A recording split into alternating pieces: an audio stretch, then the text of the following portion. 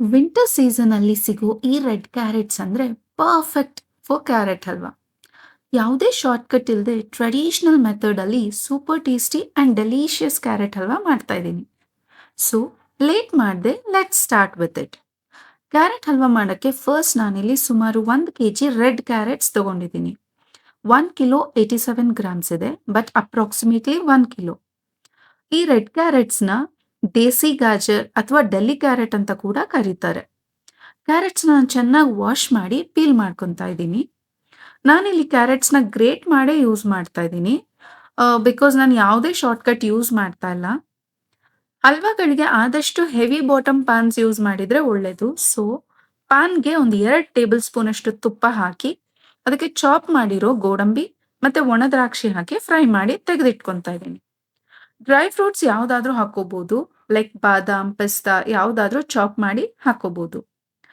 ಈಗ ಗ್ರೇಟ್ ಮಾಡಿರೋ ಕ್ಯಾರೆಟ್ಸ್ ಹಾಕೊಂಡು ಹಸಿ ವಾಸನೆ ಹೋಗೋ ತನಕ ತುಪ್ಪದಲ್ಲಿ ಸಾಟೆ ಮಾಡ್ಕೊಬೇಕು. ಕೆಲವರು ಕ್ಯಾರೆಟ್ಸ್ನ ಬೇಯಿಸ್ಕೊಂಡು ಮ್ಯಾಶ್ ಮಾಡಿ ಯೂಸ್ ಮಾಡ್ತಾರೆ, ಬಟ್ ಕ್ಯಾರೆಟ್ಸ್ನ ಟ್ರೆಡಿಷನಲ್ ಆಗಿ ತುರಿದು ಮಾಡಿದ್ರೆ ಅದ್ರ ಟೇಸ್ಟ್ ತುಂಬಾ ಚೆನ್ನಾಗಿರುತ್ತೆ. ಹಸಿ ವಾಸನೆ ಹೋಗೋ ತನಕ ಸಾಟೆ ಮಾಡಿ ಆದಮೇಲೆ ಸುಮಾರು 1 ಲೀಟರ್ ಅಷ್ಟು ಹಾಲು ಹಾಕಿ ಕುಕ್ ಮಾಡಬೇಕು.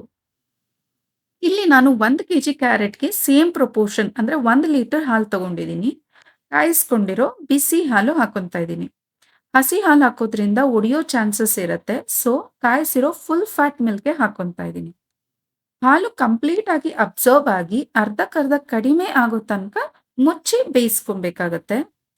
ಮಧ್ಯ ಮಧ್ಯ ಸ್ಟಿರ್ ಮಾಡಿ ಬೇಯಿಸ್ಕೊಬೇಕು, ತಲ ಹಿಡಿಯೋ ಥರ ಬಿಡಬಾರ್ದು.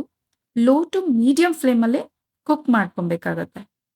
ಕ್ಯಾರೆಟ್ ಹಲ್ವಾದಲ್ಲಿ ಕ್ಯಾರೆಟ್ನ ತುರಿಯೋದು ಬಿಟ್ರೆ ಇನ್ಯಾವುದೂ ಹೆಕ್ಟಿಕ್ ಜಾಬ್ ಇಲ್ಲ. ಸ್ವಲ್ಪ time consuming, but the taste deserves it. Low to medium ಫ್ಲೇಮಲ್ಲೇ ಕುಕ್ ಮಾಡಿಕೊಂಡು ನಿಧಾನಕ್ಕೆ ಬೇರೆ ಕೆಲಸನೂ ಮಾಡಿಕೊಂಡು ಮ್ಯಾನೇಜ್ ಮಾಡ್ಬೋದು. ಹಾಲು ಅರ್ಧಕ್ಕರ್ಧ ರೆಡ್ಯೂಸ್ ಆದಮೇಲೆ 2 ಟೇಬಲ್ ಸ್ಪೂನ್ ಅಷ್ಟು ತುಪ್ಪ ಹಾಕಿ ಒಂದು 5 ನಿಮಿಷ ಹಾಗೆ ಕುಕ್ ಮಾಡಬೇಕು. ನಂತರ ಇದಕ್ಕೆ 1 ಕಪ್ ಅಷ್ಟು ಶುಗರ್ ಹಾಕಿ ಮಿಕ್ಸ್ ಮಾಡ್ಕೊಬೇಕು. ಕ್ಯಾರೆಟ್ ಹಲ್ವಾಗೆ ಜಾಸ್ತಿ ಸ್ವೀಟ್ ಏನು ಬೇಕಿಲ್ಲ, ಬಿಕಾಸ್ ಕ್ಯಾರೆಟ್ ಆಲ್ಮೋಸ್ಟ್ ಸ್ವೀಟ್ ಇರುತ್ತೆ. ಸೊ 1 kg ಕ್ಯಾರೆಟ್ಗೆ ನಾನಿಲ್ಲಿ 1 ಕಪ್ ಶುಗರ್ ತಗೊಂಡಿದ್ದೀನಿ. ಇದು ಪರ್ಫೆಕ್ಟ್ ಆಗಿರುತ್ತೆ.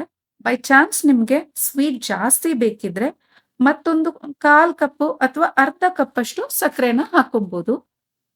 ಶುಗರ್ ಕಂಪ್ಲೀಟ್ ಆಗಿ ಮಿಕ್ಸ್ ಆದಮೇಲೆ ಮುಚ್ಚಿ ಒಂದು 10 ಮಿನಿಟ್ಸ್ ಬೇಯಿಸ್ಕೊಂಡು ಮಾಡ್ರೇಟ್ ಆಗಿ ಸ್ವಲ್ಪ ಡ್ರೈ ಆಗೋ ತನಕ ಸ್ಟಿರ್ ಮಾಡಿಕೊಂಡು ರೋಸ್ಟ್ ಮಾಡಿರೋ ಡ್ರೈ ಫ್ರೂಟ್ಸ್ ಆ್ಯಡ್ ಮಾಡಿ ಮಿಕ್ಸ್ ಮಾಡಿ. ನೀವು ಬೇಕಿದ್ರೆ ಡ್ರೈ ಆಗೋ ತನಕ ಸಾಟೆ ಮಾಡ್ಕೋಬಹುದು, ಬಟ್ ನನಗೆ ಸ್ವಲ್ಪ ಮಾಯ್ಸ್ಟ್ ಇರೋಗೆ ಇಷ್ಟ ಆಗುತ್ತೆ, ಸೊ ನಾನು ಫ್ಲೇಮ್ ಆಫ್ ಮಾಡ್ಕೊತಾ ಇದ್ದೀನಿ. ಕೆಲವರು ಕೋವಾ ಕೂಡ ಆ್ಯಡ್ ಮಾಡ್ಕೊತಾರೆ. ನಾನಿಲ್ಲಿ ಏನೂ ಹಾಕ್ತಾ ಇಲ್ಲ, ಹಾಗೆ ಮಾಡ್ತಾ ಇದ್ದೀನಿ. It's completely optional.